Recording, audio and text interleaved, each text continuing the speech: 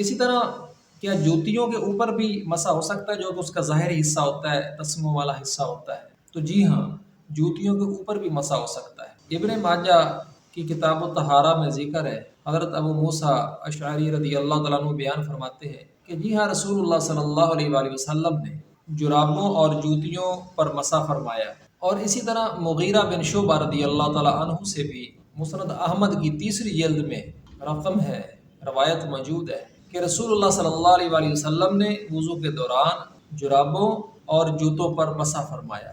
اور مسح کی کیفیت وہی ہے کہ مسح کہتے ہیں چھونا سرفس کو، سطح کو، اور انگلیوں کو تر کر کے ایک خط کھینچنا انگلیوں سے پاؤں پر اوپر کی جانب، یوں کہہ لیں کہ ٹخنوں تک، اس کو شرن مسح کہتے ہیں۔ اگرچہ اس کی وضاحت کسی صحیح حدیث میں نہیں ہے، تو عرف میں یا لغت میں کسی حصے کو مس کرنا مسح کہلاتا ہے۔ مسافر کے لیے مدت مسح جو ہے وہ 3 دن 3 رات ہے، اور مقیم کے لیے 1 دن 1 رات ہے۔ مقیم جو ایک جگہ پر قیام پذیر ہے، اپنے گھر میں رہتا ہے، وہ سفر کی حالت میں نہیں ہو، لیکن ایک مرتبہ جب انسان مکمل وضو اپنی اصلی حالت میں کرتا ہے تو اس کے بعد وہ پھر 3 دن مسافر ہونے کی حیثیت سے 3 راتیں اس رخصت سے فائدہ اٹھا سکتا ہے، اور مقیم کی حیثیت سے 1 دن 1 رات اس رخصت سے فائدہ اٹھا سکتا ہے۔ ایک مرتبہ صحیح وضو کرنے کے بعد کوئی بھی ایسا کام کہ جس سے وضو ٹوٹ جاتا ہے، جسے ناقض وضو کہتے ہیں، نواقض وضو کہا جاتا ہے، سوائے احتلام یا جنابت کے